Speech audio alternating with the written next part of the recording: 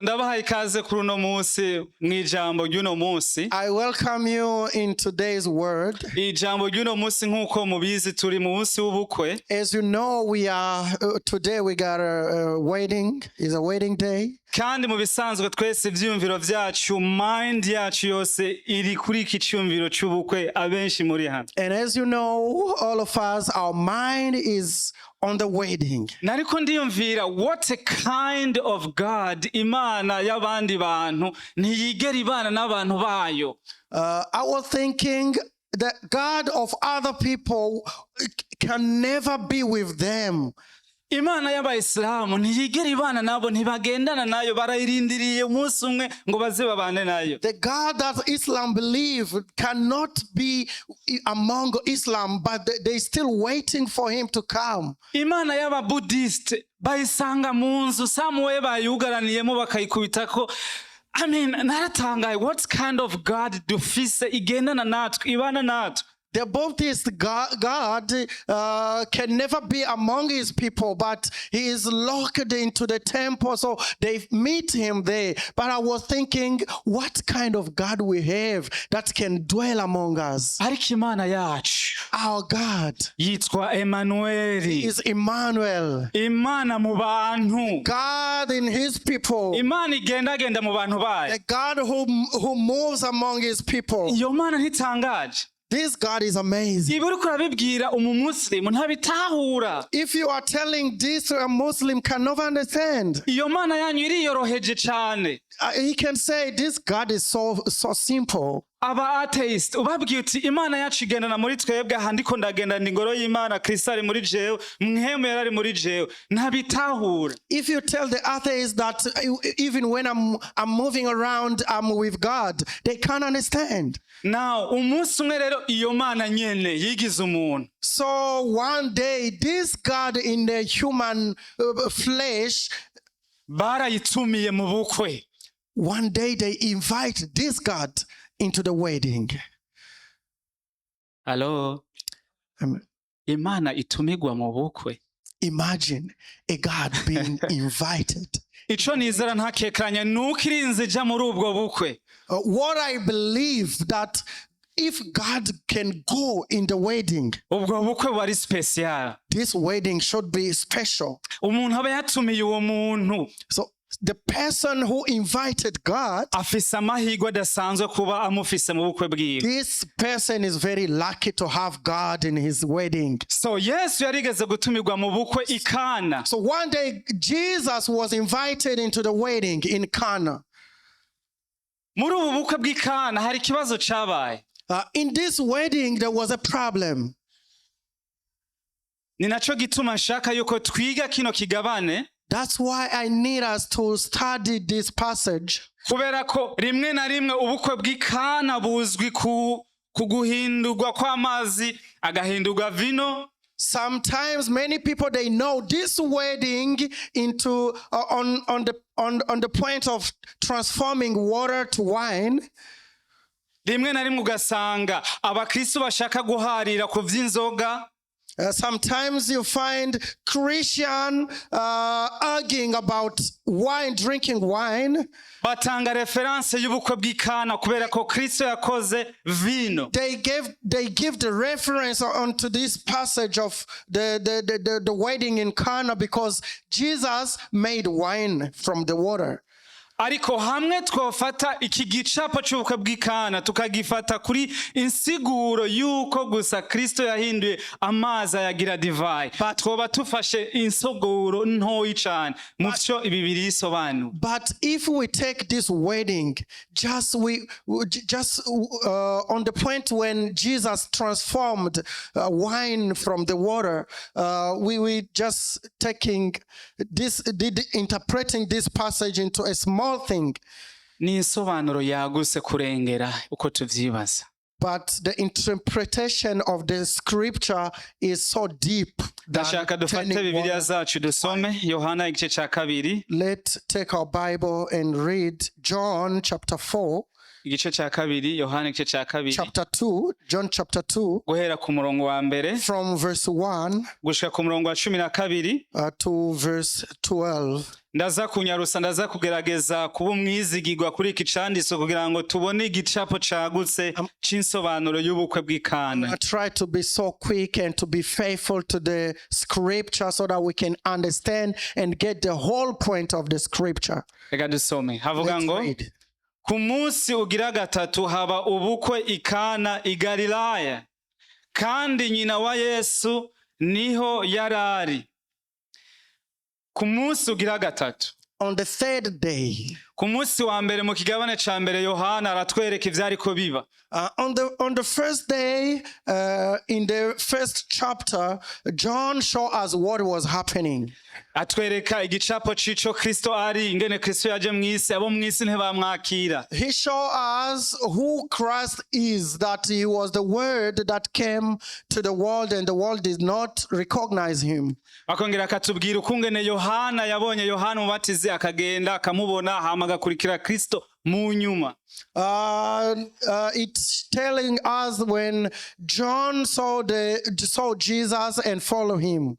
Bakatwereka ukungene Natanayeli yabaye chosen na Kristo hama akamukurikira ku munsi wa kabiri. They show us on the second day when Nathanael saw Christ and followed him. Now, ku munsi wa gatatu Kristo yisanga n'abigishwa biwe na Mariya ari wenyina wiwe ikana i Galilaya. On the third day, Jesus found himself into the wedding in Cana with his mother. Yes, ku murongo wa kabiri avuga ngo Yesu nawe atoregwa ubukwe bo n'abigishwa biwe. Amine. Yisanga ari Kana yatumiwe muri ubwo bukwe ari kumwe n'abigishwa biwe. And Jesus find himself in Cana with his own disciples. Haravugwa yuko abanditsi abashakashatsi kubijanye n'ino nkuru bavuga yuko kumbure Natanayeli ashobora kuba yarava muri iki gice c'ikana i Galilaya. The scholars, they say maybe Nathanael would be coming from this area, this particular area in Cana. Birashoboka yuko kumbura ari we yamutumiye akaza muri ubu bukwe. Maybe it is Nathanael who invited Jesus to come into this wedding. Umurongo wa gatatu aravuga ngo maze vino ikamye, nyina wa Yesu aramubwira ati nta vino bafise. Ushobora kwibaza uti none vyagenze gute Yesu na Mariya ari wenyina wiwe n'abigishwa biwe bisange ikana. Abanditsi bavuga yuko kumbure Mariya ari we nyina wa Yesu ashobora kuba yarafitanye imigenderanire kandi n'aba bantu bikana. You may ask yourself, why did Jesus come into Cana? But you can also think that maybe his mother had good relationship with these people from this area. That's why they gave him an invitation. Now, hari ikintu cabaye hano. There was something that happened here. Vino irashira mu bukwe. Something happened. Wine was finished in this wedding. Bigenda gute ubukwe ariho bugitangura ata minsi buramara ngo vino ihere abashitsi batararonka bose. Imagine how is it possible when the wedding is just starting and people are starting to drink and the wine is finished? How that can happen? Mu yandi majambo bitera isoni komite ya Desire ishobora kuba yatunganya ubwo bukwe, turabizi neza yuko aribo turaba. It's a shame to the committee of Desire that which is running the organization of the wedding, and you know when something is finished, it's a shame for them. Twibukanye yuko neza iyo umupapa yari afise ubukwe yiteze gukwesha umukobwa wiwe. Let's remember ourselves when a father have a wedding. Igihe cyose yagana yarasigaza zimwe zo kugira ngo abike yitegurira ubukwe bw'umukobwa wiwe. Whenever he is making wine, he will preserve some so that he can give to the people. Ariko ikibazo tubona hano muri ubu bukwe vino icishira. But the problem we see in this wedding, the wine finish. vino isobanura iki aha muri ino context? What does wine mean in this context? Vino muri context y'abayuda yasobanura iki? In the context of Jews, what does wine mean? Vino yasobanura yuko ari umunezero, ari ukuryoherwa. Wine mean joy. Mu yandi majambo, ukoze urubanza ntushiremwo vino, nta kintu waba ukoze, nta munezero waba uhaye abaje mu rubanza rwawe. In other words, when you have a party and you don't give wine to the people, it is mean that you didn't give them joy, you didn't give them happiness. Aha ni nkaho yo kuvuga ngo ubukwe buraheze, umunezero uraheze. Wine to be finished, it is mean the joy or the happiness of the wedding is finished. Ntibiherera ngaho. It doesn't end there. Yesu aramwishura, ariko yishura nyina aje kumubwira nti vino yaheze, fanya kitu, fanya miracle papa, watu wanakufa. And Jesus said to her, he's replying to his mother who is saying, my son, you can do something, man. It's very interesting. Biratangaje cyane. The answer Jesus gave to his mother. Inyishu Yesu yahaye mama wiwe. Igaragara nk'inyishu mengo irakakaye, mu yandi majambo mengo ni nyishu itarimwo ikinyabufura.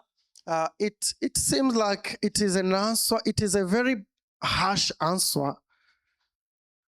Ariko kandi muri iyo nyishu harimwo inyishu nyinshi dukiye kwigamwo.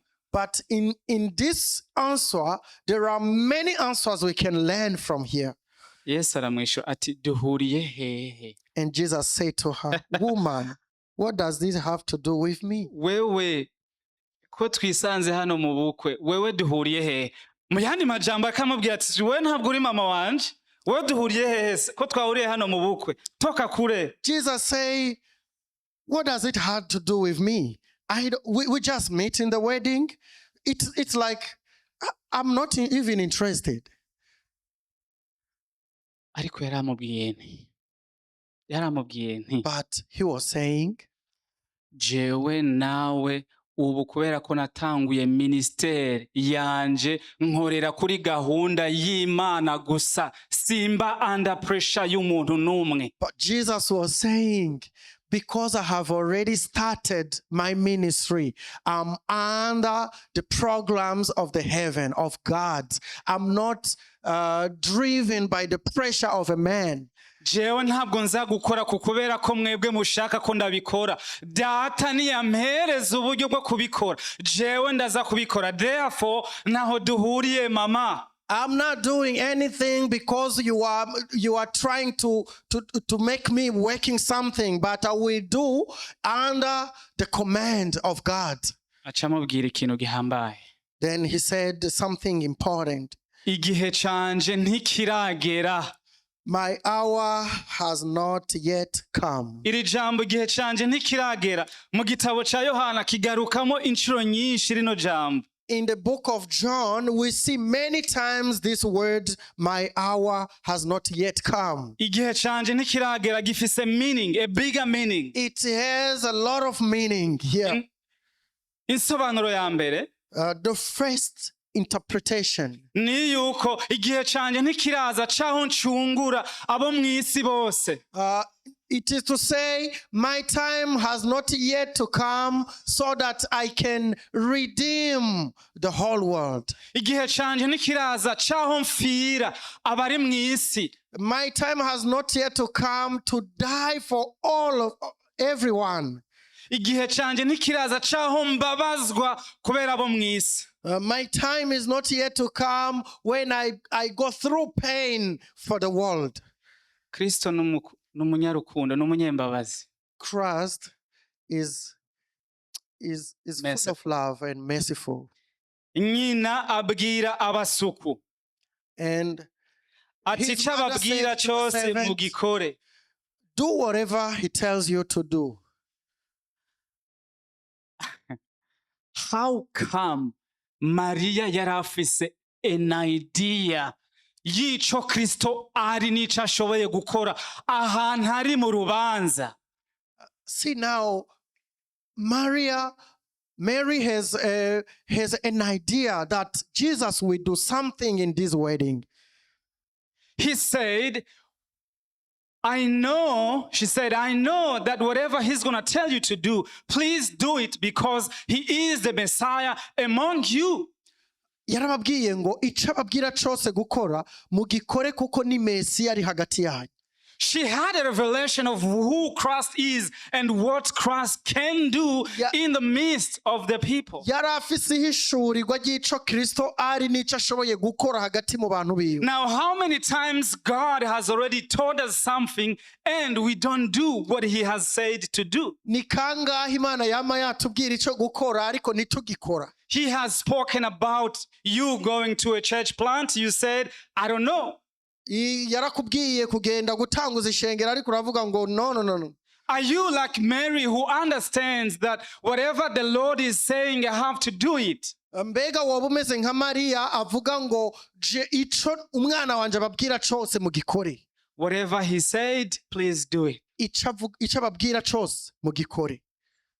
It is amazing. Biratangaje. Do you do whatever the Lord is saying to you? Mbega urakora ico Imana ikubwiye cose gukora.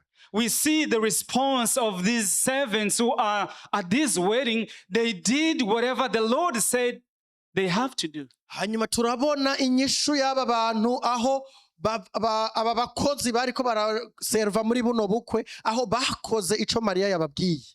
It's amazing. Biratangaje that we have to respond to the voice of our Lord whenever he speaks. Aho dukwiye kwishura kwijwi ry'Imana igihe cose tuyagisha. And wherever he talks to us, so many times he speaks to us, but we ignore whatever he says to us. Ici tubwira cose rimwe na rimwe iravugana natwe ariko tukavyirengagiza. I know many of you have different voices that you've heard from God, but you never do whatever he told you to do. Benshi muri mwebwe muramaze kumva amajwi y'Imana menshi ariko mukirengagiza ico Imana yababwiye mukanka kugikora. We should have a heart disposition of these servants who heard from the Lord and did what the Lord is saying. Twari dukwiye kugira imitima nk'iy'abano bakozi bo muri runo rubanza kuko bumvise ico Yesu ababwiye baragikora. So now the Bible says, Bibiliya iravuga, John chapter 2, the same verse, chapter 6. It says, there were just stones there. Ngo hari impange z'intango zitandatu. And something amazing was to be done about these jar stones. Hari ikintu gitangaje cagira gikoreke kuri zino mpange. Because it is a wedding, it is a ritual that people had to wash their hands. They had to wash themselves before they get into the wedding. Izi mpange zarimwo amazi abantu bategerezwa gukaraba canke kwiyoza imbere yuko binjira mu bukwe. It was a custom. They had to cleanse themselves before they go to the wedding. Ubu niwo wari umuco w'Abisirayeli aho imbere yo kwinjira mu bukwe bategerezwa gukaraba. Now, when Jesus said, put some water in those jars, igihe Yesu avuze rero ngo shira amazi muri izi mpange, they listened to him. Baramwumvirije.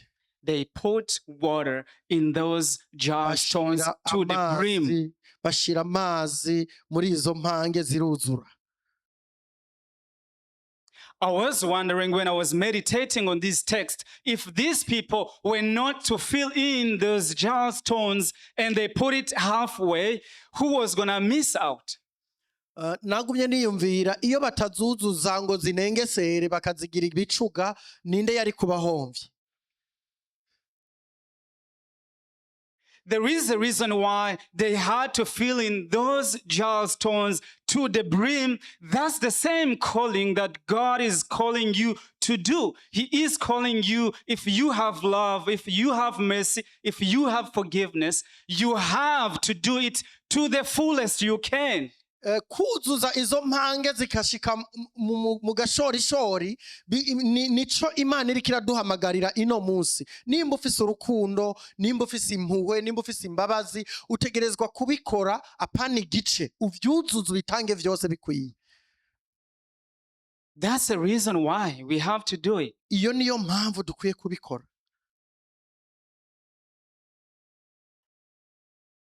Jesus said to the servants, fill the jars with water, and they filled them up to the brim. And he said to them, now draw some out of the jars and take it to the master of the feast. Yesu arababwira ati nimwuzuze izo ntango z'amazi, barazuzuza kugeza ku mbiga.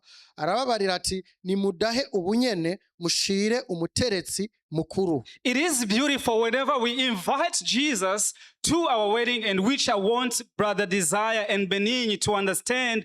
In your life, you need to invite Jesus to be the center of your marriage, because there is nothing you shall lack when you invite the Lord Jesus to your marriage. Ni vyiza ko tubwira Benigni na Desire yuko ari vyiza ko bahamagara batumira Yesu Kristo mu bukwe bwabo, kuko iyo mumufise ntaco muzoba mugikena. Imagine if this couple couldn't invite Jesus. Imagine the shame the people would have. Ibaze ino couple iyo idatumira Yesu, isoni bari kugira inzoga zibaheraye.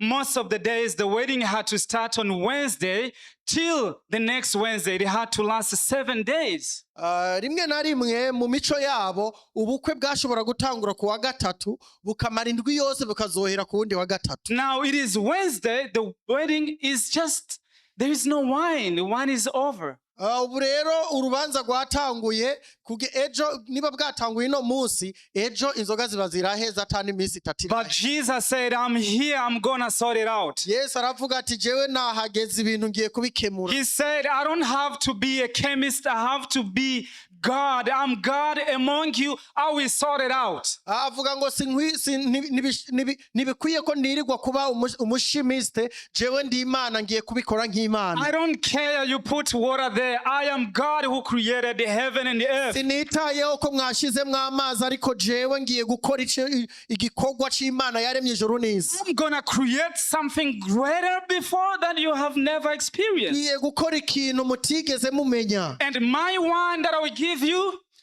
amazi ngiye kubahereza, the wine that I will give you, vino ngiye kubahereza, is sweeter than any wine you have eaten. ni vino iryoshe gusumba vino zose mwigeze kunywa. It is the drink that you have drank and you will never thirst anymore. Iyi vino murayinwa mukazogera muranayikugura ntimuzongere no gusoza. You remember what he told the woman, the Samaritan woman at the well? Muribuka ico yabwiye wa mugore w'umusamariyakazi ku kidengeri.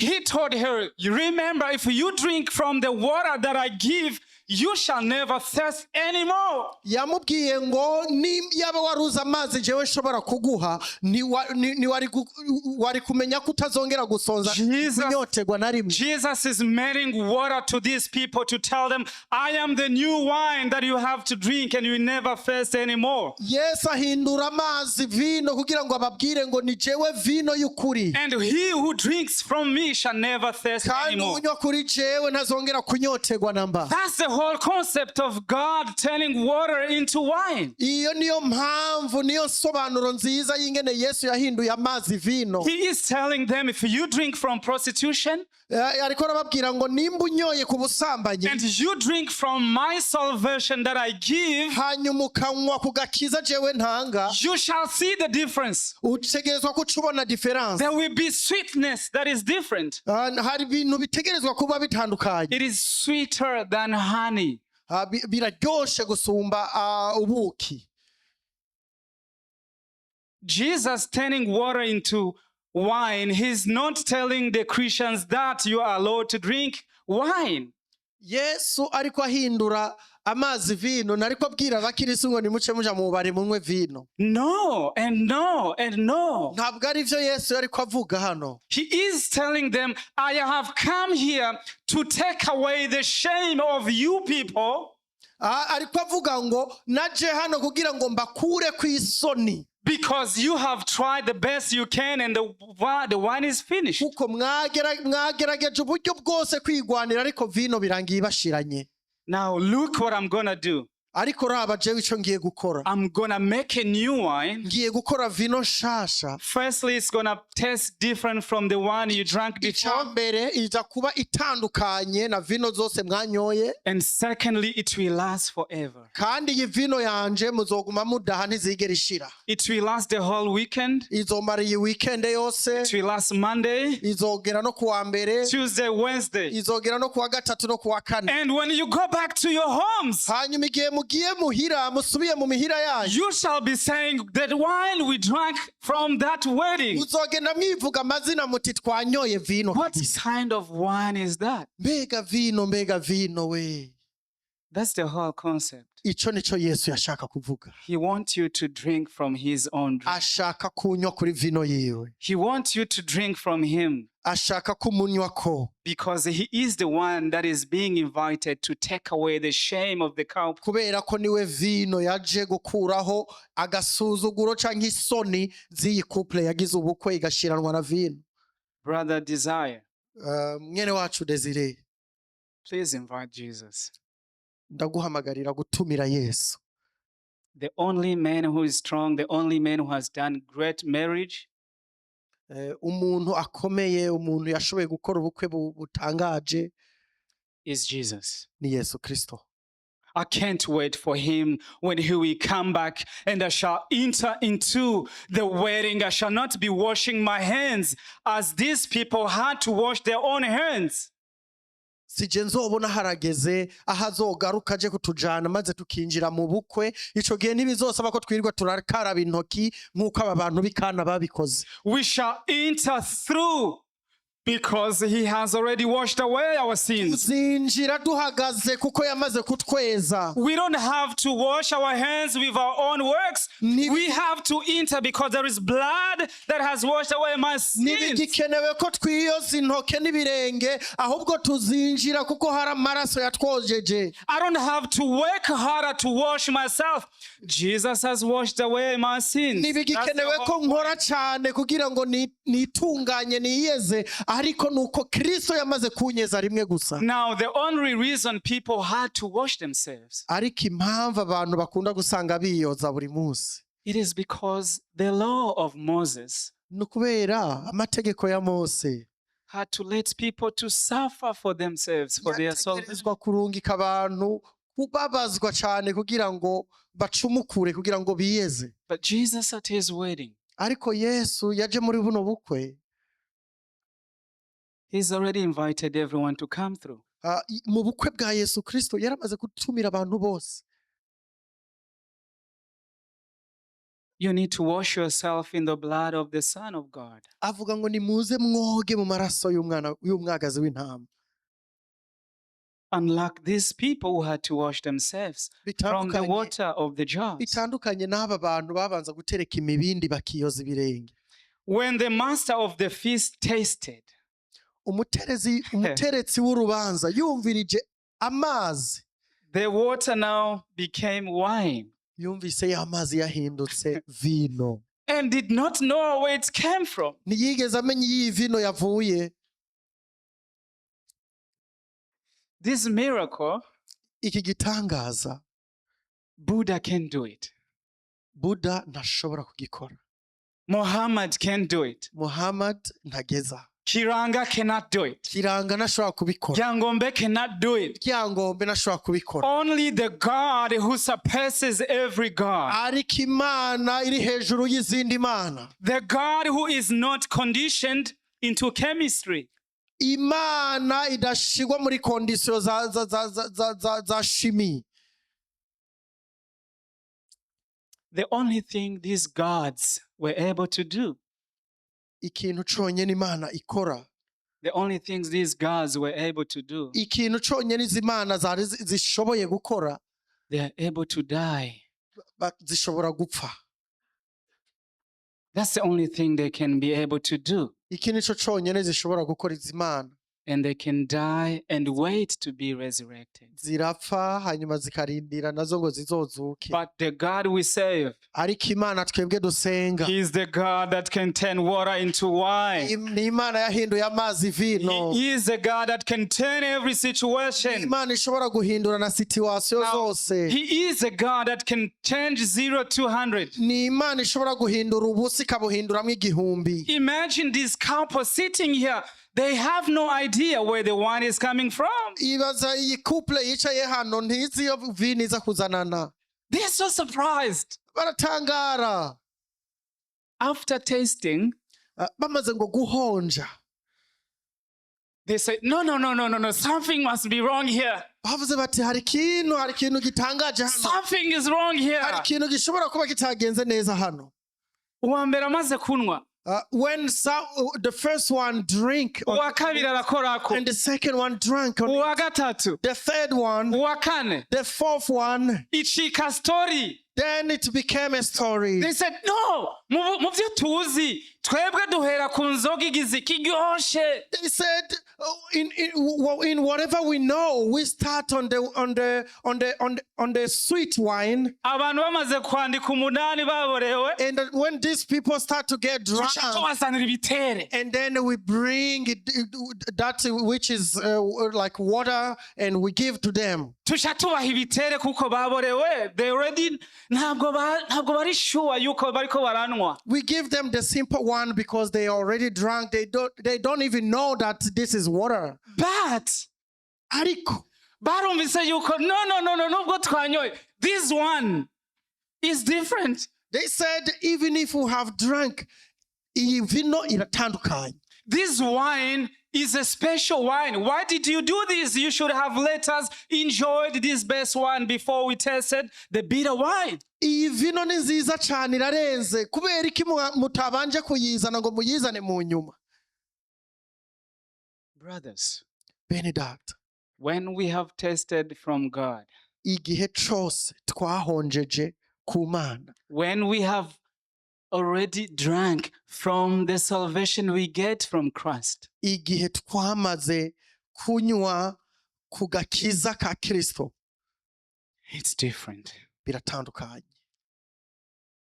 We don't have thirst anymore to go drink from prostitution. Ntidusubira kugira inyota yo kuja kunwa ubusambanyi. We don't have thirst anymore to go drink from the gossip. Ntidusubira kugira inyota yo kuja kunywa kuri vino y'urusaku. We don't have thirst anymore to go drink from the thirst of killing people.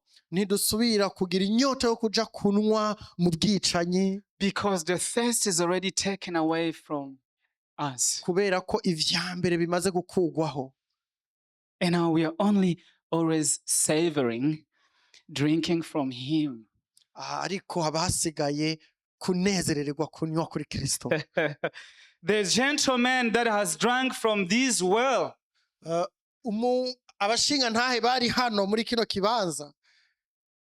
they are very different. The men that drank from this wine, they are different. Abantu banyoye kuri ino vino baratandukanye. The women that have drank from this wine, they are different. Abapfasoni banyoye kuri ino vino n'abapfasoni batandukanye. My invitation to you, Ubutumire bwanje kuri wewe, have you drank from this wine? mbega waranyoye kuri Kristo? Have you drank from this Christ who is the new wine? Mbega waranyoye kuri Kristo ariwe vino nshasha?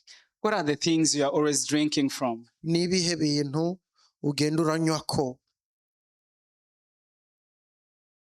I invite you to drink from Him. Ndagutumirira kuza kunywa kuri Kristo.